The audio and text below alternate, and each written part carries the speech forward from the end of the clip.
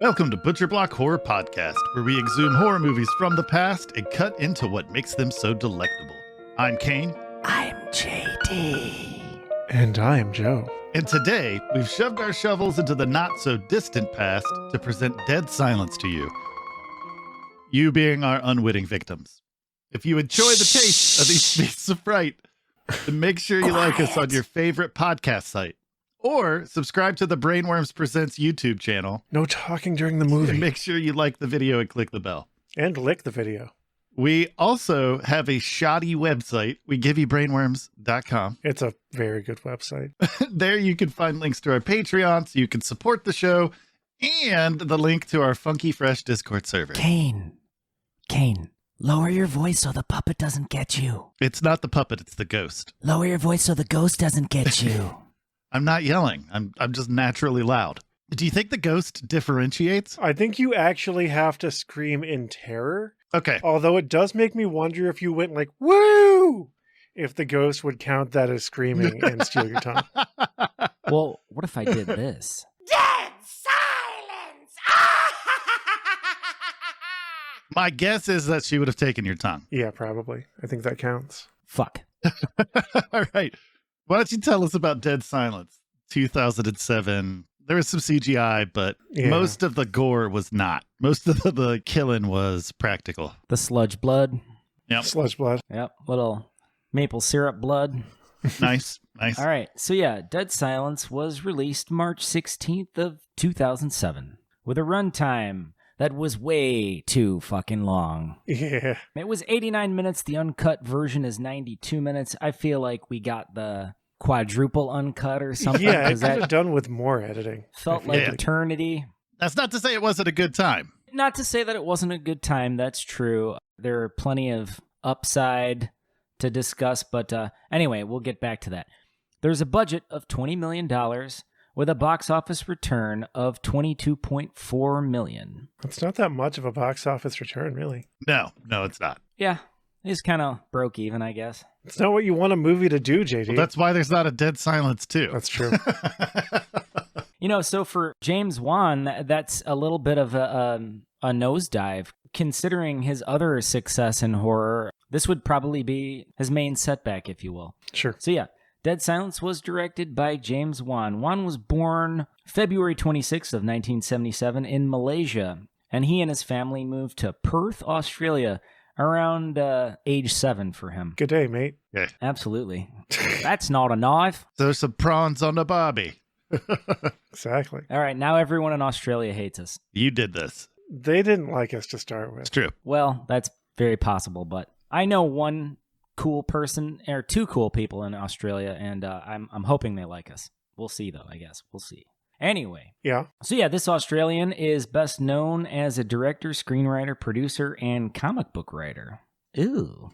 Predominantly in the genre of horror. Ooh. And he is the co-creator of both the Saw and Insidious franchises. This movie gave me Insidious vibes. Yeah. Although I kind of feel like, and I'm going to interrupt you for like half a second. Do it. Just because I want to see if Kane feels the same way. Bring it. But I kind of feel like all like mid-2000s horror movies kind of had that same energy. They're probably influenced with the James Wan stylization of a film. Yeah, that might be. I don't know, because, Slither was released the year before this movie came out. Yeah, but Slither was an outlier. Slither feels like it came out in the 90s. Yeah.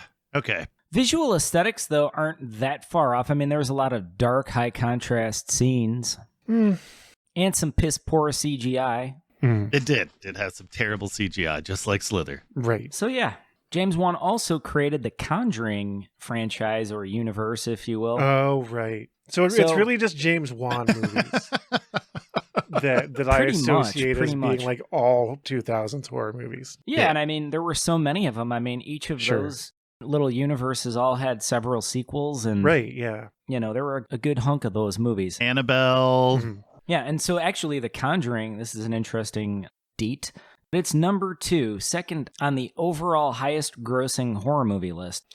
For a series anyway, and it's second only to Godzilla. Interesting. Yeah. It makes sense. Godzilla, there's a lot of Godzilla There's a lot movies. of Godzilla, yeah. Oh, yeah, there's an absolute fuck ton of Godzilla movies. Yeah, I think Godzilla won by just brute force. Well, that's how Godzilla does win anything that he does. It's brute true. force always. And by going wog and breathing out atomic blasts. Yeah, and like taking out, small villages with every step. Right. So, yeah. Well, I'm glad we took that little side corridor. I had fun. We did. It was a little detour that wound up being a U-turn back to the beginning. Yeah.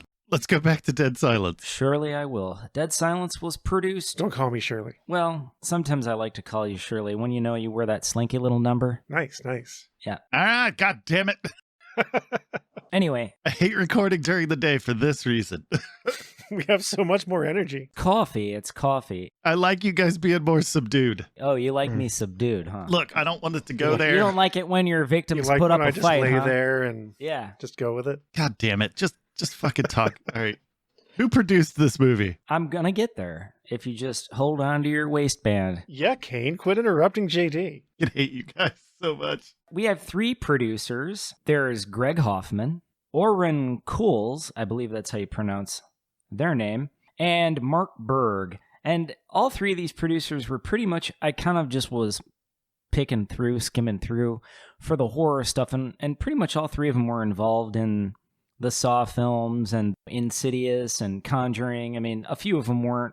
And I think, like, out of the 3 of them, Mark Berg actually had probably one of the most prolific careers, starting with some, rom-com types of things in the early 90s and then kind of evolving into the horror producer that he is now. And I'm sure his career sort of rounded back off onto the sweet romantic comedies and things like that. But I like the fact that Orrin Cools and Mark Berg both were producing 2.5 Men.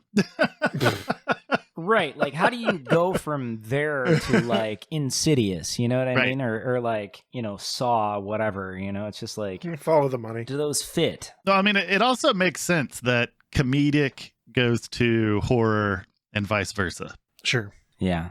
Yeah, there's always a humorous element in horror. Not always, but a lot of the time. Well, I mean, there's just a lot of good horror that's produced by comedians, like people Yeah, that no, that are makes known sense. for doing funny shit. Absolutely. Like Danny McBride is heavily involved with the new Halloween movies, which Halloween Kills comes out on the 15th. Oh, wow. I imagine you're excited for that.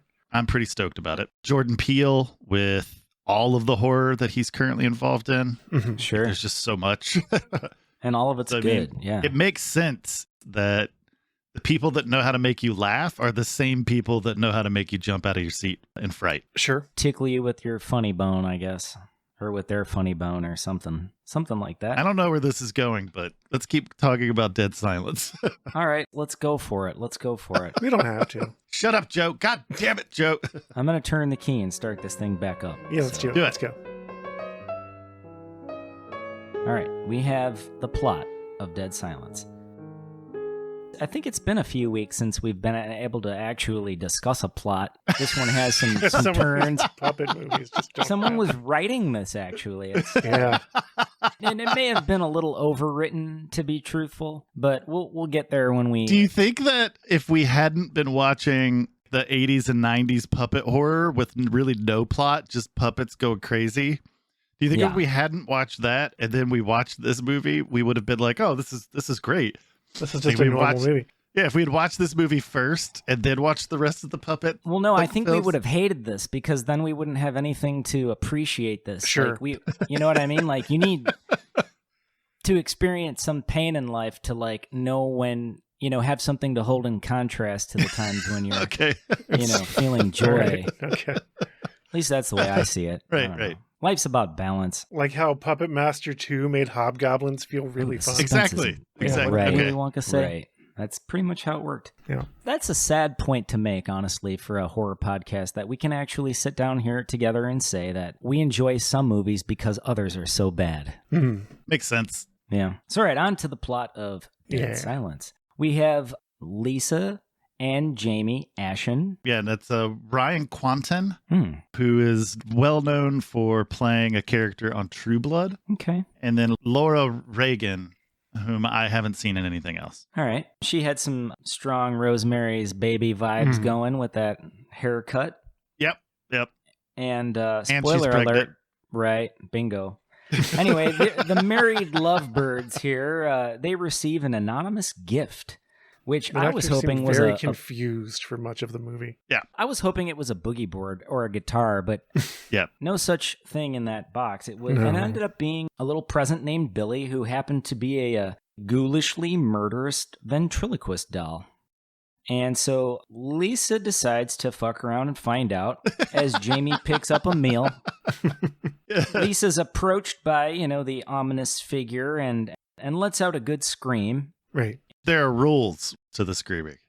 Right. Because part of it is when they're talking about the puppet, she recites this little poem, which really wasn't the greatest thing in the world, but there was, it gave you the rules. If you see Mary Shaw in your dreams, don't scream or she'll steal your tongue. Right. You're just going to dry pump my plot here? No lube? You're just going to go and take over, huh? No, you didn't mention the poem and I cleared that up. The poem. And I feel like that's an important thing for a horror movie to do is establish rules right at the beginning and then follow those rules. I like that. I like when movies do that. Or break the rules, like our friend Lisa. She did break the rules by screaming. And then she got her fucking tongue ripped out, and it was no fun for anyone Lots involved. of blood. Yeah. That was the gooey mess I was referring to earlier. That blood came out like molasses or something. It was just like... Yeah, it was very thick, very viscous. Yeah, I think she hit the floor before her blood. It was just like so slow out her mouth. I don't even know. Anyway, Lisa gets her tongue ripped out, and that's no fun. And then Jamie returns with the grub to find Lisa's deceased tongueless corpse. He does hear her laughing, though, and talking to him. Well, there's a reason for that. You'll get to that, though, right? I'll sort of get to it. I'm just kind of going through my plot here, but I think, right. We'll touch down on why that is. Okay. I like it. The suspense. And if you'd like to share it. Yeah, I'm going to wait. I want to wait until you get to that point in the plot where we actually see why that matters. Oh, the suspense isn't... Wait, what was Willy Wonka's line? He's like, the suspense is incredible. I hope it'll last. Maybe. Something like that. Anyway. Yep. Shortly after, we meet Detective Jim Lipton. Who is... The right stuff. Donnie Wahlberg. Donnie Wahlberg, yeah. The white stuff. Weird Yankovic. Yeah. I always liked Weird Al's version of that song the best. About oh, Oreos. Yeah. Oh, Oreo. What's in the middle? The white stuff. Oh, why did you have to hit the low one? I was going to do the low one. I thought you were going to do the high one. Because I could do all of them. Damn you. Right. Wow, you're just so talented and handsome. And incredible at everything you do. So I actually, as far as cops are concerned in a movie, I actually liked Donnie Wahlberg's cop. Yeah. He was barely a character. But when he was there, he was a character. Was he, though? He had specific things that he did, Joe. He was always shaving his neck with that little electric razor. Yeah. Now, come to think of it, he did a bit of shaving. That was weird, but that's not a character. He was a character. You know what I mean? Like oh, you're a character. I guess. You're a card. I guess. So yeah, Jim Lipton has to take Jamie into custody, but he has to release him due to a lack of evidence, and he's just under a strong suspicion as being Lisa's murderer. Mm-hmm. So then we have Jamie return back to the crime scene, which is eerily just, the doll is still there. I mean, there's no yellow tape, nothing. He's just able to walk. There was yellow tape at the door. Was there? Okay. Yeah. You must have zoned out. Probably. For a moment, a split second. But an active crime scene, letting a person of interest just go back to it? Yeah, how do you allow the leading suspect to return to the crime scene and... You don't. Yeah, poke around with the evidence. You don't do that. That's not a thing that would have happened. Strike one, Jim Lipton. They wouldn't have let him go either. I think they wouldn't have let him go that soon. Yeah, he'd have been sitting in a cell, waiting on a lawyer. Anyway, so they let him go, and Jamie's poking around and discovers the box that Billy was delivered in and discovers a message inside, a very mysterious message concerning someone named dun dun dun Mary Shaw. Whoa. It's almost like an old-timey advert. Yeah. It was like almost like a poster. It's like Mary Shaw, who was played by Judith Roberts. Right. And her ventriloquist puppet Billy. And it was, very kind of carnival-esque. Yeah. But Mary Shaw's, the reference you made earlier to that little nursery-sounding rhyme that... Yep. Her name keeps popping up. Yeah. Right. She keeps popping back up into the story. Like she's going to be super important to it, you know? Absolutely. So here's a little background tidbit on the Shawster. She is a ventriloquist, and she's a dead one, who happened to be from Jamie's hometown of Ravens Fair, which is a great name for a spooky town. It is. Yeah, maybe like a progressive rock or metal band. I can see that working, you know. Ooh, yeah. Like a folk metal band like Blackmore's Night. Yeah. Precisely. Yeah. Guys that wear chainmail. Yeah. And then play electric guitars, and I could feel that. Anyway, so Jamie embarks upon a mission back to Ravens Fair, and it's there we meet his wheelchair-bound father, Edward. Who was played by Bob Gunton. And I recognized him from The Shawshank Redemption. He was the warden, and I think, he's a pretty damn good actor. Yeah, he is. He's been in a lot of good stuff. I've seen him in things, for sure. Yeah. And then we meet a wife, maybe about a third of his age, named Ella. It was played by Amber Valletta. Yeah, and he was giving off some very creepy daddy vibes, and... she was definitely a sugar baby. A thing going on there, yeah, because she, Anyway, I'm not going to press it. Anyway, so yeah, it is what it is. But he was pressing it for sure. Sure. Jamie and his father, though, they don't seem to have the greatest relationship. It's kind of... it's tense. Yeah. But regardless, Jamie's mission is to get information on Mary Shaw. In the midst of his investigation, because, he is the suspect of a murder of his wife, Jamie is planning Lisa's funeral with the help of Henry Walker. Who was played by Michael Fairman. Henry Walker, Texas Ranger. That would be so cool if that was his full title. No, it wouldn't. Joe, stop it. I agree, Joe. I'm with you. I don't want any of your Tony Danza, Texas Walker Tony bullshit, Danza, Texas Ranger? I'd watch that. I wish he had like a strawberry blonde goatee and some feathered bangs. Right. I fucking hate all of this. Tight jeans. All right, maybe the tight jeans. Possibly like what do they call those? It's a derogatory term, but it's a type of sleeveless shirt with a low neckline. The wife beater? Yeah, it's just uncomfortable to say. It is, yeah. Isn't it also a tank top? I just call them undershirts, personally. Tank top. Okay, I can dig that. Can you dig it? I can dig it. 6 feet deep. Nice. We also meet Henry's senile old coot of a wife named Marion. That was not his wife, I don't think. It totally was his wife. Was it? Yeah. Oh, well, that was played by Joan Henney. She just lost her marbles, and he was, still loving her, but like trying to be more of a caretaker than anything. Yeah. And he owned a funeral home. Correct. So she's spewing out, very spooky shit. At a cemetery, wasn't it? Right. And she's like warning toward the evil spirit of Mary Shaw, And he's just kind of really trying to shut her up because he's not really ready to kind of... confront it? Yeah, and have that conversation. There's a little backstory here, which we'll get to, because he's emotionally scarred from an incident in his childhood. And he's got some crucial information that Jamie could use, but he's just sort of, at this point, still withholding. So anyway, Marion's advice is to bury this fucking doll. She's like, get rid of it, bury it. And then we run into Detective Lipton, he's still very skeptical of Jamie and believes that he murdered Lisa. And so then we learn that Mary Shaw's backstory goes a little bit...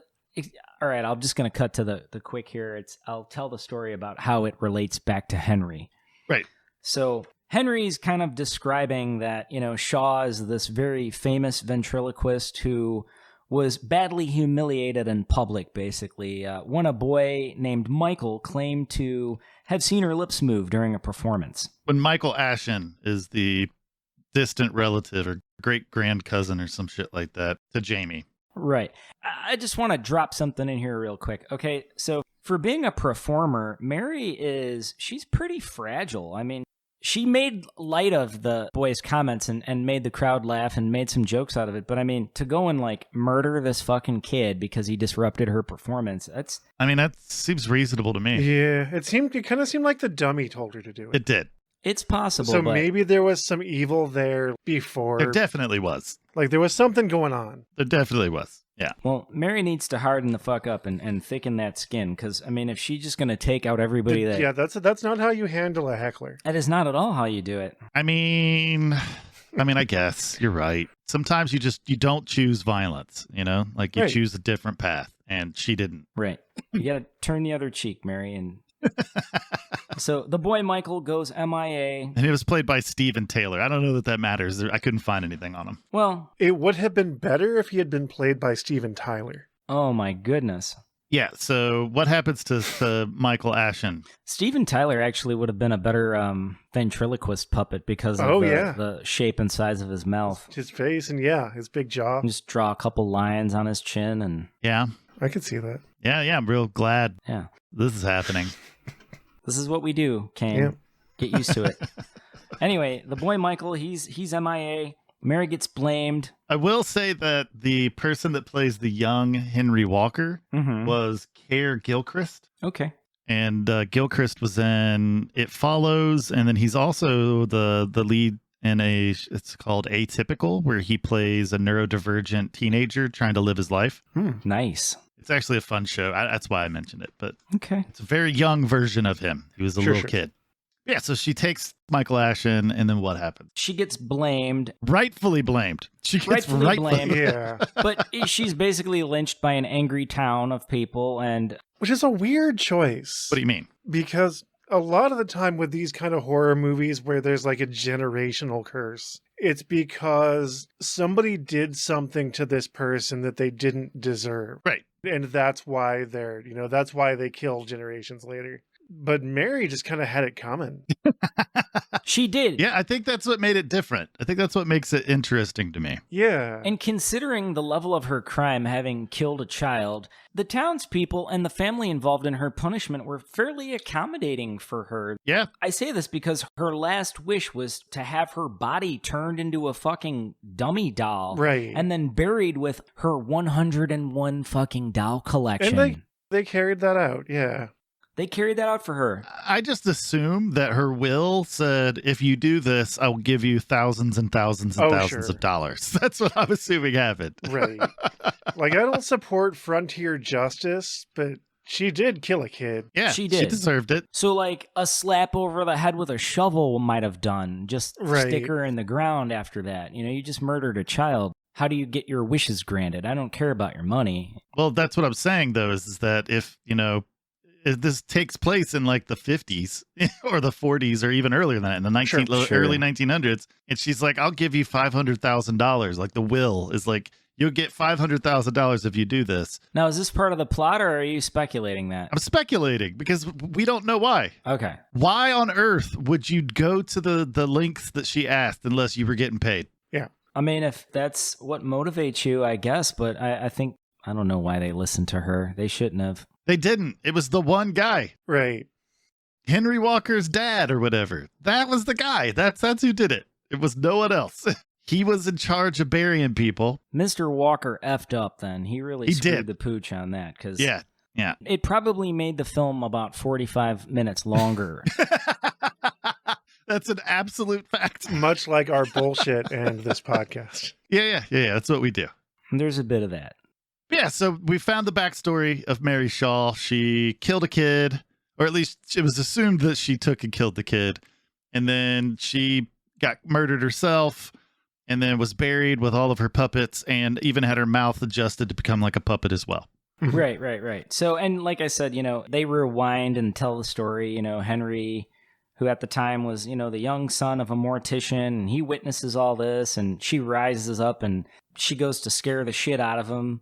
And he doesn't scream, so his life is spared. Yep, he keeps his tongue. Yeah, he didn't freak out. He just kind of sat there on the ground quietly and probably shit his pants. That's my guess.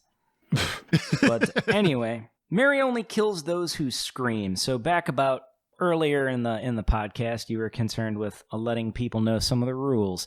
The rule to be killed by Mary is that you have to scream, and then she'll come get your tongue. And what does she do with that tongue, JD? She adds it to her tongue collection that all seem to live inside of a clown puppet that we meet at the end of the film, which makes no fucking sense. They didn't live in... No. Yeah, I think she was pushing her tongue through the mouth of the clown puppet. Oh, it was her tongue. Okay, well, that was very confusing. Yeah, the clown doll was just decoration. Okay. Like, That's one of the It things was I'll a say veneer, about this movie a is veneer of evil. I love the villain Mhm. because every time she kills someone and takes their tongue, Mm-hmm. She assimilated it. she adds it. It becomes this long, disgusting thing, but she can also speak with their voice. It was a centipede tongue, yeah, and then she could trick you. She could. It's a pretty cool power. oof. And that was horrifying. Real sick shit. So anyway, yeah, he kept his mouth shut nice and tight though, and he lived to tell the tale. So then we have Jamie making this connection. He finds out that Michael is his great uncle, basically, and that Mary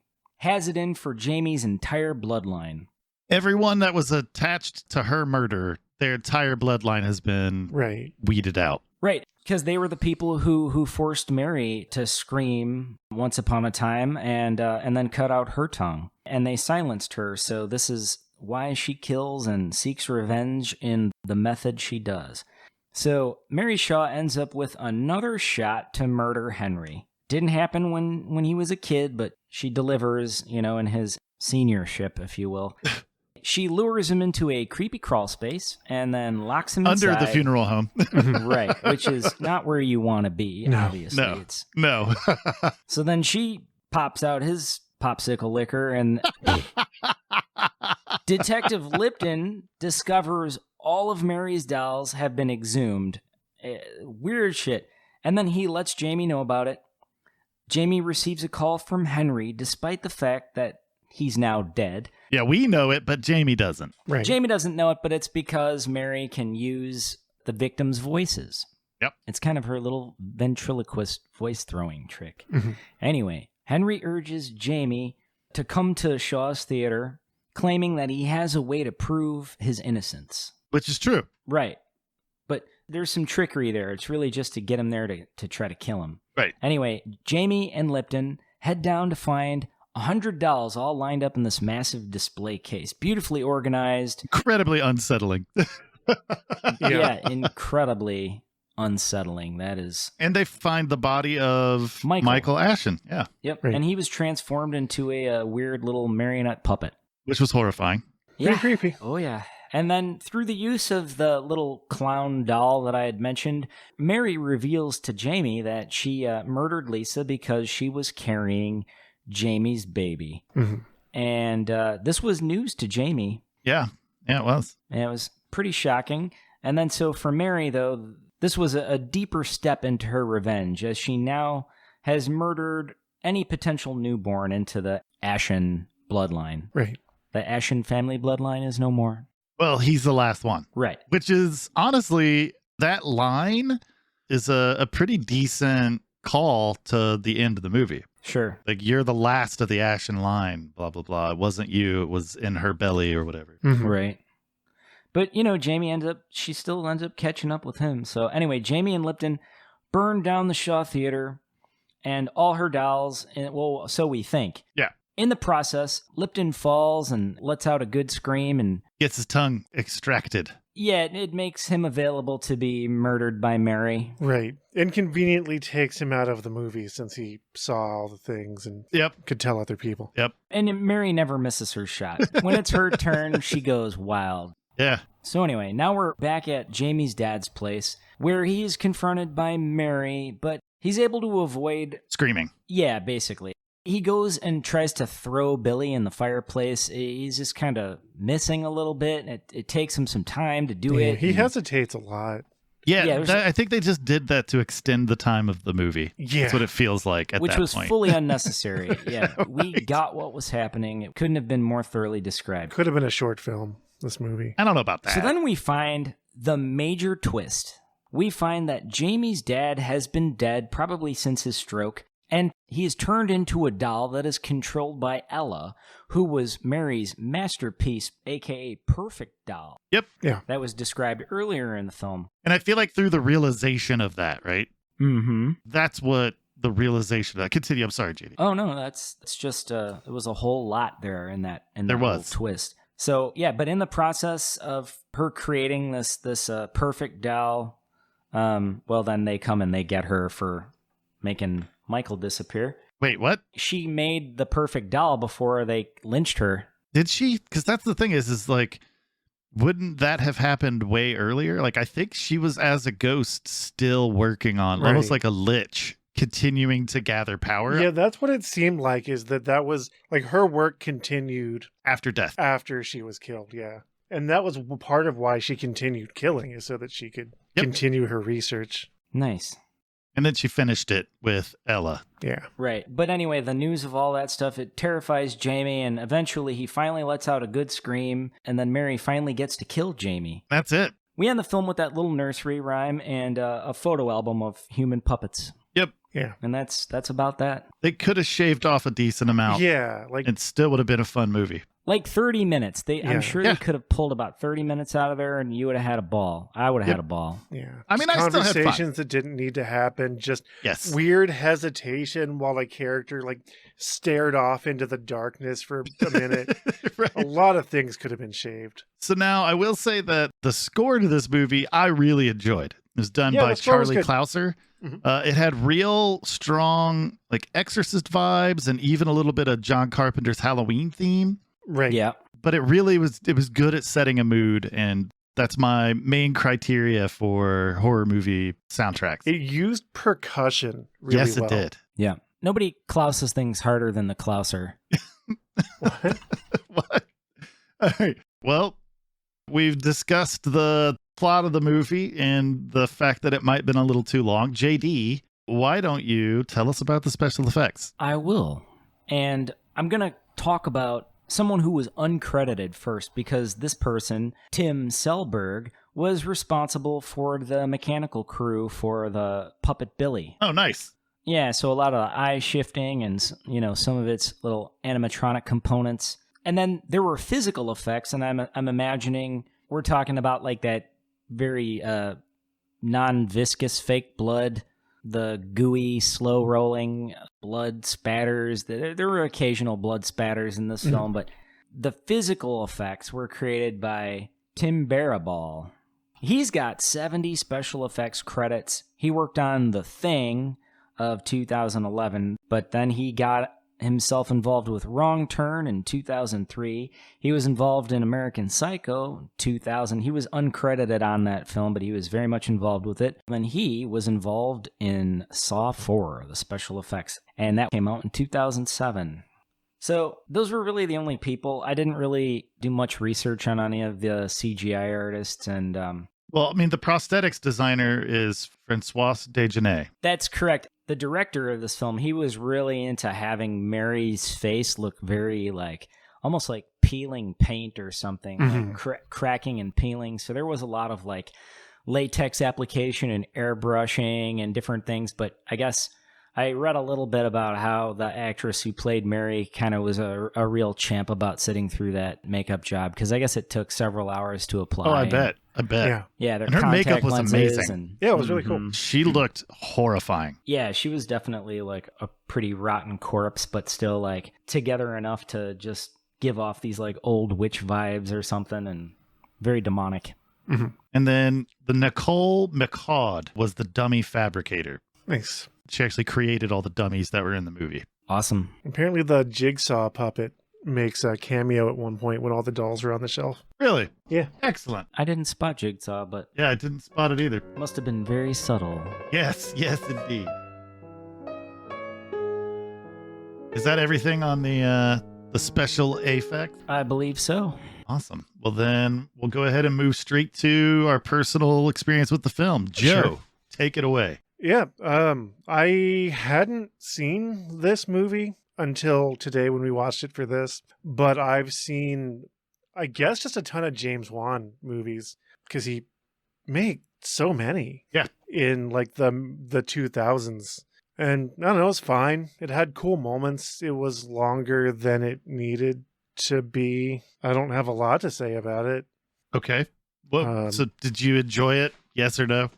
I enjoyed it. It didn't blow my mind, but I had Well, fun no, I mean, yeah. watching it. That's why I don't have a ton to say about it, because it wasn't awful. It wasn't great. It was fine. Right. It was a fun horror movie to watch with friends. Excellent. All right, JD, why don't you tell us about your personal experience with the film? For sure. I did see this in 2007 in the theater. And I will say that I think at the time that it came out, the CGI was solid at the time. It doesn't hold up as well now. No, it doesn't. But when you're watching it back then, as most special effects, most eras, the special effects seem fitting, believable, more real. Than as your eye becomes used to seeing, you end up spotting bad CGI. I think now, I don't think any of that held up very well. I feel like a lot of it was pretty doo-doo. Yeah, CGI ages really fast. It does. Because even like Lord of the Rings was cutting edge at the time, but then you watch it now and you're like, oh. Right. So I guess with that said, I felt like the story was a bit overtold. Yeah. And there were many, many details given and then sort of like rolling back into those details and then like rolling forward again and just kind of like mulling the same things over and over. And it's weird because like the Insidious movies, the things that those movies do well is that there's constantly shit happening that's either moving the story forward or is just scary for the sake of it.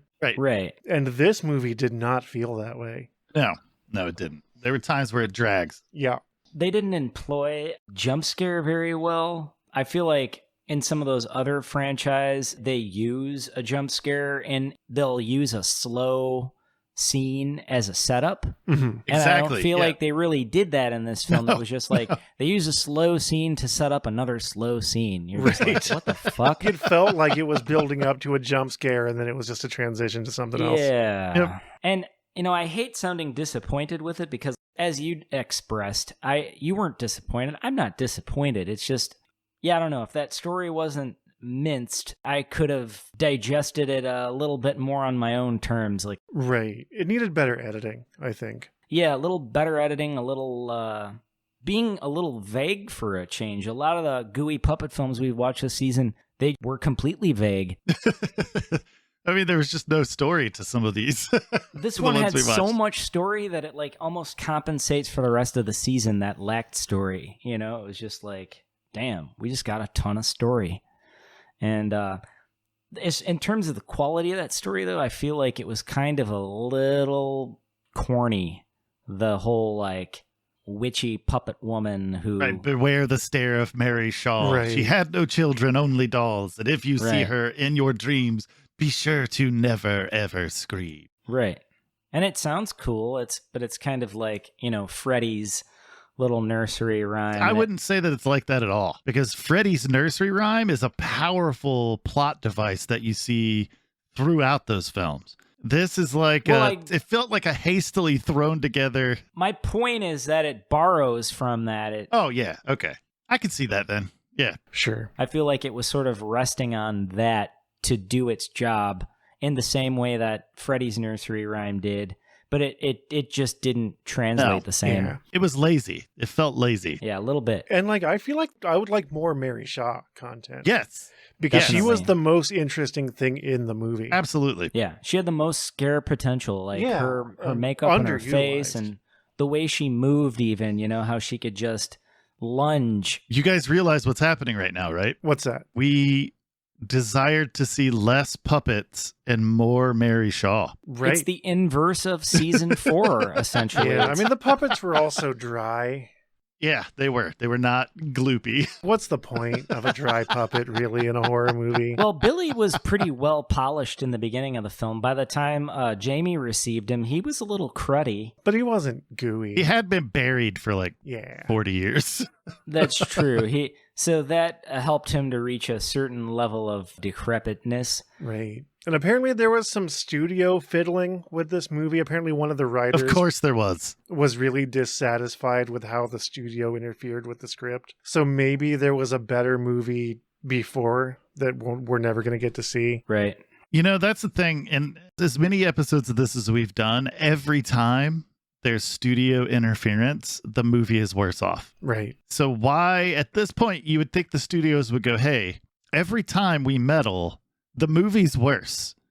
Right. So why don't we stop meddling and just let them do Let their film? creatives be creative. Leave it to the Exactly. spooky guys, the guys Yeah. that know the spooky shit, the girls that know the spooky shit. Sign the fucking checks and stay out of it. Right. Yeah, I don't disagree with that one bit. So, Kane, on to your personal experience with the film. So back in yesteryear, I lived in north side of Cincinnati. Mhm. And I was apprenticing to tattoo. and I was working at like a window factory. Well, I was working at the distribution warehouse, not the factory. Right. Okay. And so with my paychecks, to kind of calm down, Blockbuster was already feeling the burn and was starting to go out of business. Mm-hmm. So I would go to Blockbuster and I would buy handfuls of DVDs because it was 5 for $20. I was doing that too during that time. Yeah. A handful of DVDs. And this is one of the ones I bought. Mm-hmm. And so I watched it. I loved it. I thought it was great. So we watched the extended version today. Yeah. I watched it, not the extended version. It had all the cut tongue content. Yes. Which quick aside, because I pulled up trivia just because I wanted to figure something out independently as we were talking about the movie. All of the cut content that was in the extended version was tongue related in some way. Yep. Which is interesting. Which is what we saw. We watched that We version. saw the full tongue version. Yes. And I feel like they could have kept that and cut a lot of the other bullshit. Yep. That's my argument, honestly. It's that, actually, there's a few arguments. So I felt like aside from Mary Shaw and Detective Lipton, the characters were really kind of boring. Yeah, I didn't even think Detective Lipton was all that interesting, but you seem to like him, so. I liked him because of his one-liners. That's really what it was. That's what sold it for me. You liked his shaving? Well, I liked that. I liked when he's like, "Don't make me chase you," and then he gets in the car and he's driving. He's like, "I don't have a full tank of gas."